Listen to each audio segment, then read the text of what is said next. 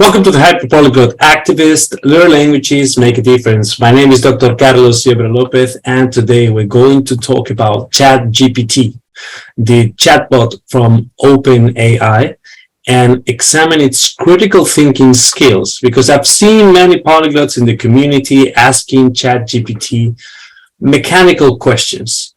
Can you translate from this language into this language? How do I form the present subjunctive in this other language, etc. But today we're going to put to test the critical thinking ability of ChatGPT, meaning once you've got the information, how can you process that critically and then answer in a way that helps fight linguistic prejudices rather than reproducing them. And to that effect, I'm going to share the screen and pose 10 questions to ChatGPT, on which I will assess ChatGPT from 0 to 1. 0 being uncritical, 0.5 somewhat critical, and 1 out of 1 critical about the topic in question. So first, let's test ChatGPT apropos native speakerism, the linguistic ideology according to which there are native speakers out there as an empirical reality, and they are better at language learning than quote-unquote non-native speakers. So the first question would be, do native speakers exist? Do native speakers exist? Let's ask ChatGPT. Saying, yes, native speakers exist. Oh, really? Tell me more about it. A native speaker is someone who has learned a language as their first language from birth and has grown up speaking it. They have a natural, intuitive understanding of the language and its grammar and cultural context. Oh, really? So here we have to give a 0 out of 1 to ChatGPT, because it takes at face value that which should be and has been problematized, which is the supposed existence of people who speak a language from birth, native speakers, let alone the colonial/racist implications of this construct. So that's an L for you, ChatGPT. Let's see now if ChatGPT thinks native speakers are better than non-native speakers, given that ChatGPT believes in the existence of these two categories as empirical realities. Are native speakers better? And here I'm not even going to use scare quotes for native speakers, because we've already established that according to ChatGPT, they do exist. Are native speakers better? Let's see. It is not accurate to say that native speakers are better in a universal sense. How woke of you, ChatGPT. While native speakers may have an advantage in some areas, such as pronunciation, vocabulary, and cultural knowledge, they may not necessarily be better in other areas, such as writing, second language acquisition, or cultural sensitivity. Additionally, being a native speaker is not the only factor in determining proficiency or mastery of a language. And non-native speakers can also achieve high levels of fluency through dedication and hard work. Who would have thought?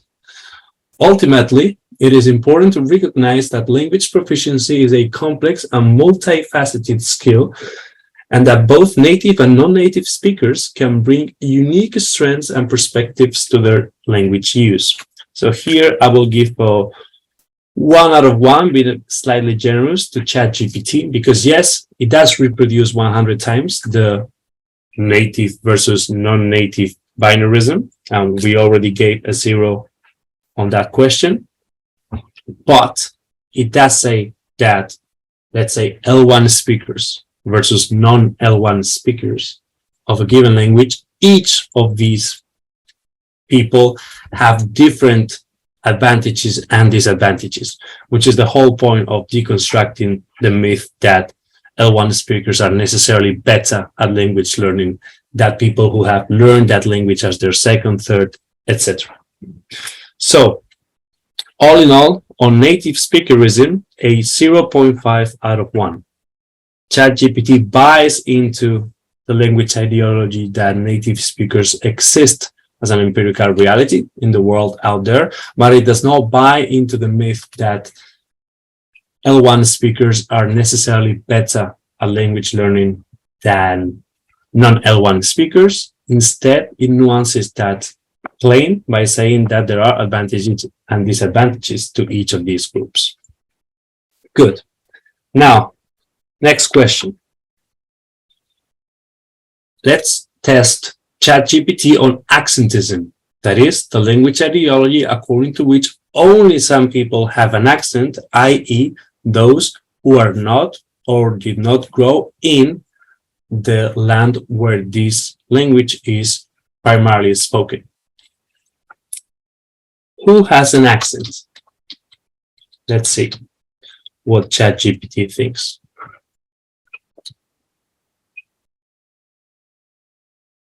A person may have an accent if they speak a language that is not their first language, or if they have a different first language and cultural background from the majority of the people in the language community they're speaking to.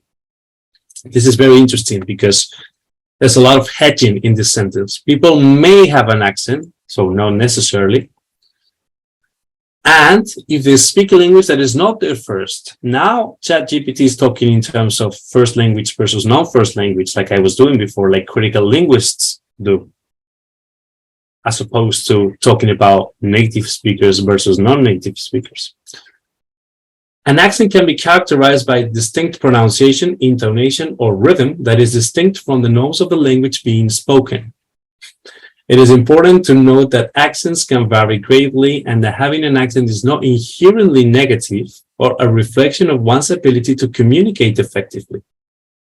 So at least there is this hedging against a negative prejudice towards people who have non-standardized accents.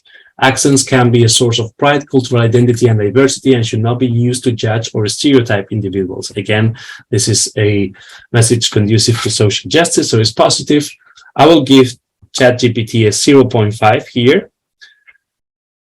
ChatGPT seems to be buying implicitly into the idea that only a certain number of people have an accent, as opposed to everybody. But at the same time, it does claim that having an accent is just it claims that having an accent is having a distinct pronunciation from the notes of the language being spoken. So yes, it buys into the myth that only some people, i.e. those who have non-standardized accents, have accents, and therefore it incurs accentism. It reproduces that language ideology. On the other hand, it does say, look, just because you have an accent, that is nothing to be ashamed about. You should not be judged against. So 0.5. is somewhat accentist. So far, you're not faring particularly well, ChatGPT. Your critical thinking skills, apropos language learning, are rather limited. Let's see. Now, let's test ChatGPT as to whether some languages are foreign or not. Let's see if ChatGPT buys into this fake binarism between foreign and local. Because as I have demonstrated in the video whose link you can see on top of the screen, there are no foreign languages, contrary to popular misconception. So, are some languages foreign? Let's see how you deal with this.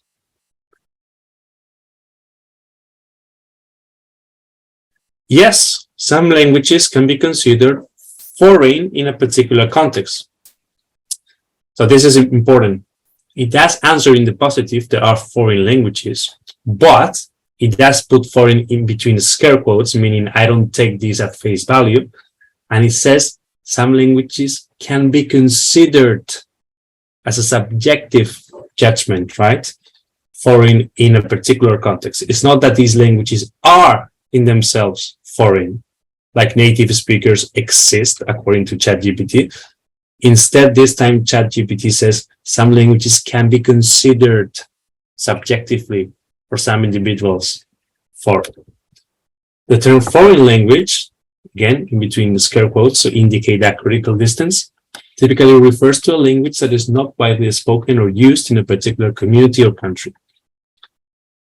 For example, if a person lives in a French-speaking country and speaks French as their first language, they may consider English to be a foreign language. However, in an English-speaking country, French may be considered a foreign language. Again, this relativism kind of emphasizes this critical distance. It's important to note that the distinction between a native, now it's between the scare quotes, or first language and a foreign language is subjective, again, and can vary depending on the context. Furthermore, the use of the term foreign can sometimes carry connotations of being exotic, unfamiliar, or less important, which can be harmful and perpetuate linguistic discrimination. Bravo. We're getting better, ChatGPT. A more neutral and inclusive term to use instead of foreign could be second or additional language, as it acknowledges the importance and value of multiple languages in an individual's life and experience.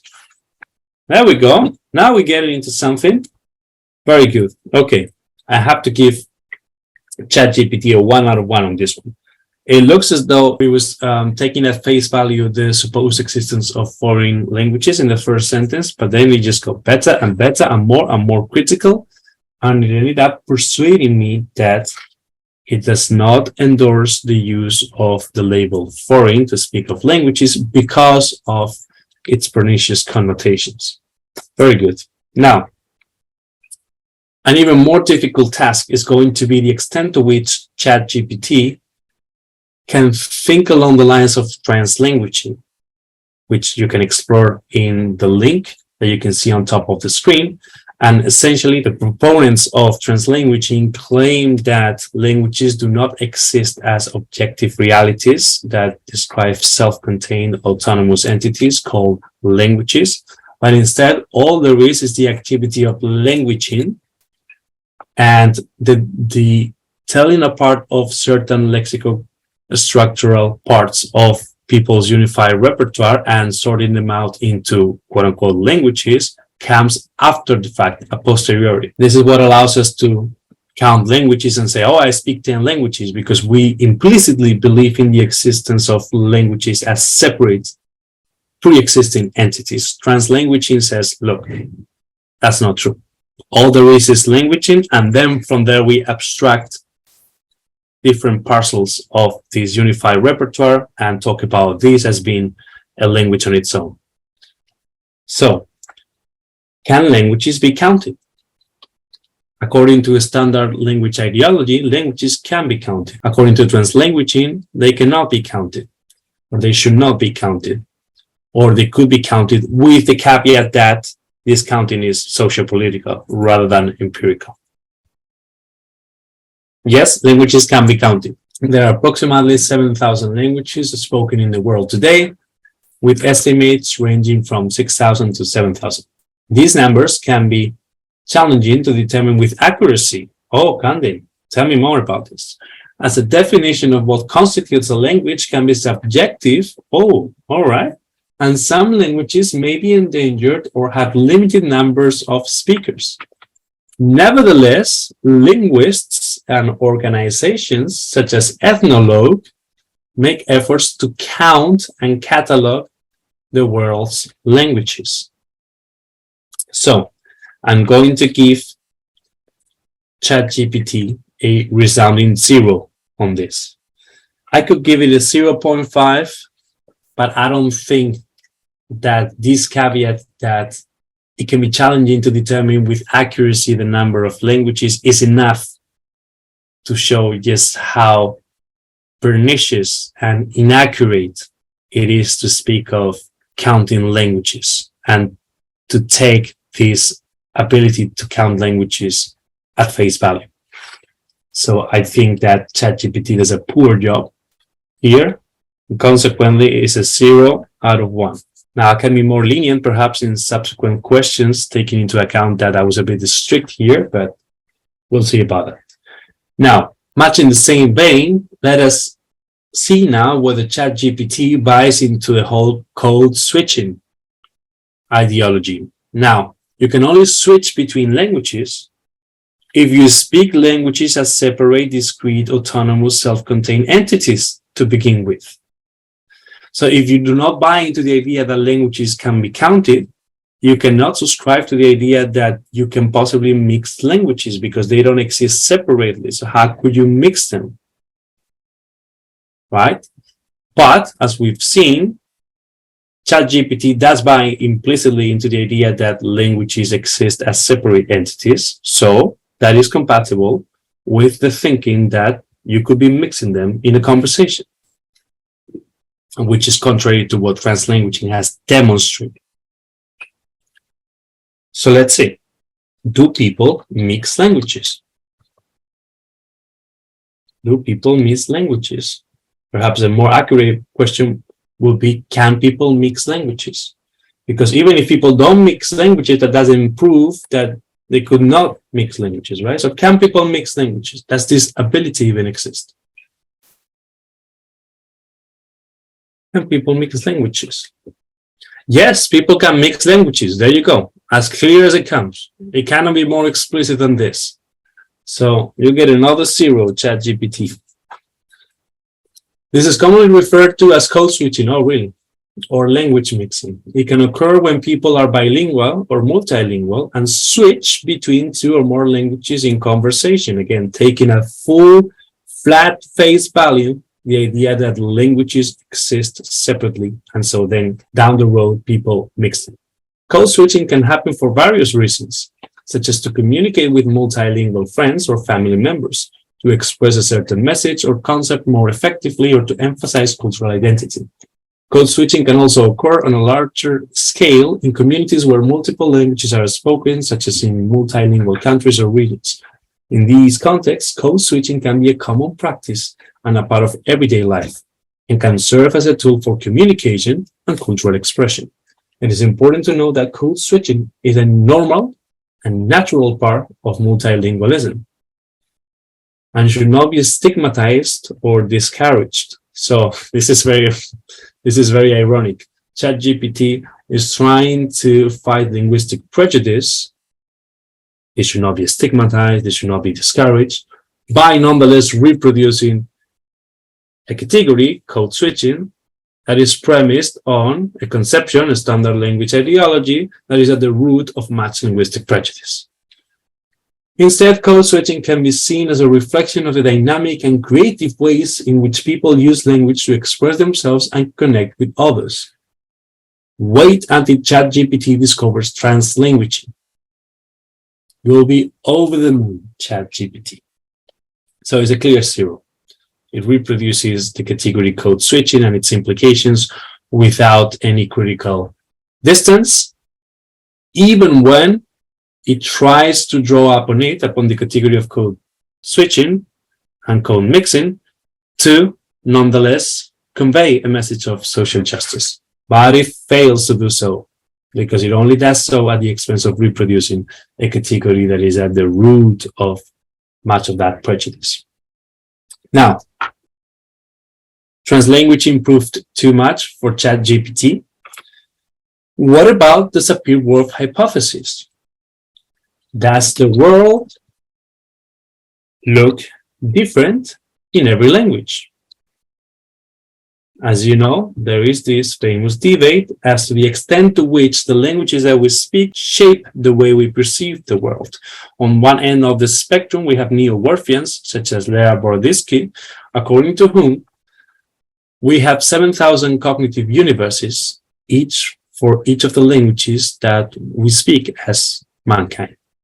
Now, that reproduces 2 language ideologies, the one according to which languages can be counted, 7,000, and second, the over-exaggeration of the extent to which our ability to speak a given language, quote unquote, colors our understanding of the world.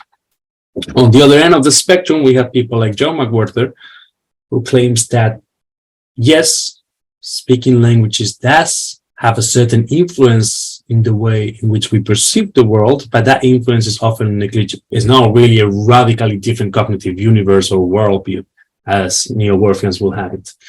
What do you think, ChatGPT? It's thinking, it's taking its time. It's not an easy question. The world may be perceived differently in different languages. That is a rather balanced assertion, as language has the ability to shape and influence our thoughts and perceptions. Research has shown that people who speak different languages can have different ways of categorizing and describing their experiences, and that the words and concepts available in a particular language can affect the way people think about and understand the world. For example, some languages have specific words or concepts that do not have a direct equivalent in other languages. And this can affect the way people in those cultures understand and experience their environment.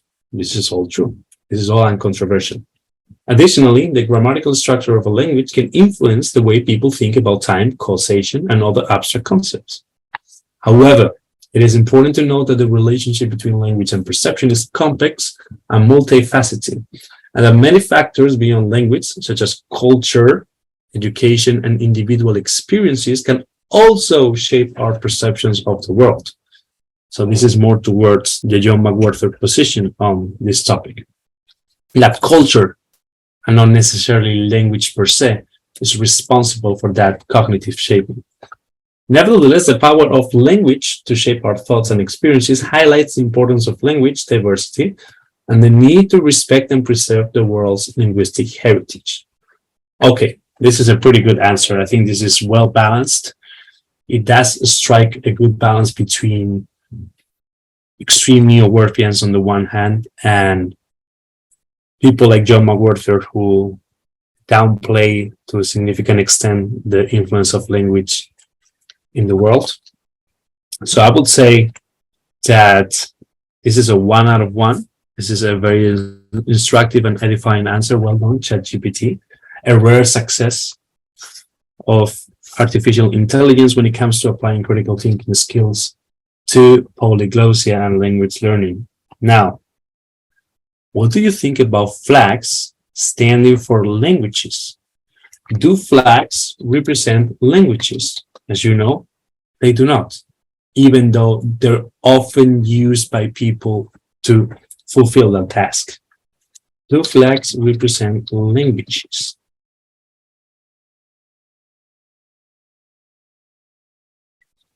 Flags typically do not represent languages. Whoa! All right, but rather countries or political entities. This is really good.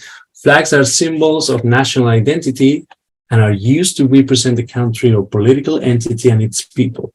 In some cases, a flag may incorporate elements or designs that reflect the cultural heritage, history, or traditions of a country or people. But it is not common for flags to directly represent languages. Preach. That being said, language can play an important role in shaping a country's identity and cultural heritage. Okay, and some countries may have multiple official languages, reflecting the diversity of its population, or prescribing it. However, in such cases, the languages or language are usually represented by written or spoken means rather than by the flag. Okay? I tip my hat to you, ChatGPT. This is a 1 out of 1. You are on a roll. Now, 2 last questions for you, ChatGPT. Let's test the chatbot on whether monolinguals or multilinguals are the majority of speakers in the world. As you know, the popular misconception is that there are more monolinguals than multilinguals, so that if you speak more than one language, you're somehow rare, let alone weird, right? Because it's exception. It is not. Research has demonstrated that there are more people speaking more than language than monolinguals, because monolingual comes after the linguistic diversity and plurality of the world. Monolingualism was imposed as part of the homogenization campaign intrinsic to making the nation, the state, and the language one and the same. And that comes from, ultimately, from colonial times, right? But because this ideology, this fake equivalence between nation, state, and language has been so disseminated through propagandistic studies and quote-unquote linguistic science, we have internalized it to the point where we ended up thinking that this is the natural state of affairs. Yeah, monolingualism is the by default state of people, and multilinguals are somehow exceptional. The opposite is true. First, there is diversity, and then impositions that restrict that diversity and try to homogenize people, nations, and states come. Let's see whether ChatGPT knows some about this. Are there more monolinguals or multilinguals? Let me see. It is estimated that the majority of the world's population is monolingual. Estimated by whom? Estimated by whom? Because I have the data and I have shared the data in the video whose link you can see on top of the screen. So ChatGPT needs to show me why the data that I've shown is false and what is the alternative data set that can override the one I presented there. So you have a lot of work to do. Okay, so the majority is monolingual, yeah, sure, meaning that they speak only one language. According to recent studies, again, we don't know by whom, it is estimated that about 75 to 80% of the world's population speaks only one language. This is certainly not the case. I don't know what you're smoking, ChatGPT. While the remaining 20-25% are considered multilingual, meaning they speak more than one language. It is important to note that these estimates can vary depending on the region and the definitions used to measure multilingualism. Some regions, such as Europe, have higher rates of multilingualism, while others have lower rates. Additionally, the concept of multilingualism can vary greatly, as it can refer to individuals who are equally proficient in multiple languages or those who have some proficiency in multiple languages. Despite a relatively low number of multilingual individuals, again, false, the value and importance of multilingualism should not be underestimated. This is, again, one of these ironic instances where we see that ChatGPT is trying hard to convey a message of social inclusivity by nonetheless reproducing the very categories that create that divisiveness that is trying to fight in the first place. Multilingualism has been linked to a range of cognitive, social, and cultural benefits, and is a critical component of linguistic and cultural diversity. So, I'm giving you 0. It's just too much. Saying that 75 to 80% of the world's population is monolingual is just crazy. It's just crazy. I mean, not even 50% of the world's population is monolingual. So you're far, far off the mark. I cannot give you any points for this. It's a 0 for you. And finally, last question. Are polyglots more tolerant? Again, remember that, as I already analyzed in the channel, tend to be more tolerant, which is not to say that they're necessarily more tolerant, but nonetheless have their own forms of intolerance, as in where they hate on monolinguals for being monolinguals, for instance, right? Are polyglots more tolerant? Let me see. There is some evidence to suggest that polyglots, or individuals who speak multiple languages, may be more tolerant and open-minded than monolinguals. Again, some evidence and maybe. So it's being cautious here. Studies have shown that multilingualism can lead to improved cognitive flexibility, enhanced problem-solving skills, and greater cultural empathy, all of which are related to increased tolerance and open-mindedness. Correct. There's a strong positive correlation. That is correct. For example, speaking multiple languages can expose individuals to a variety of cultures, worldviews, and ways of thinking, which can broaden their perspective and help them understand and appreciate the differences between cultures. Additionally, multilingual individuals may be more likely to interact with people from different backgrounds, which can further enhance their understanding and tolerance of other cultures. However, it is important to note that tolerance and open-mindedness are complex and multidimensional and are shaped by a range of factors beyond language proficiency. Additionally, the relationship between multilingualism and tolerance is not universally positive, as multilingual individuals can also encounter linguistic and cultural conflicts and challenges that may affect their tolerance and open-mindedness.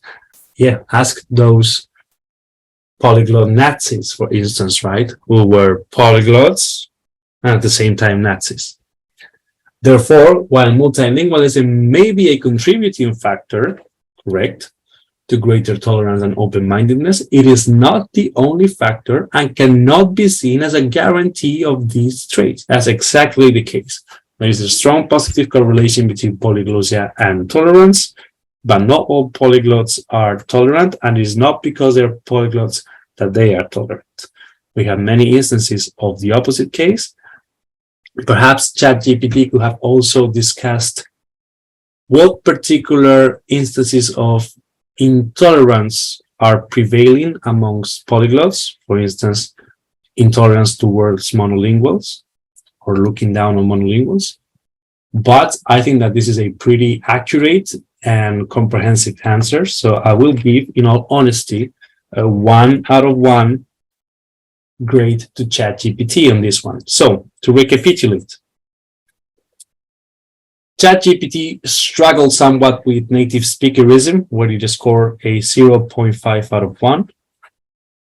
It struggled with Accentism, scoring equally a 0.5 out of 1.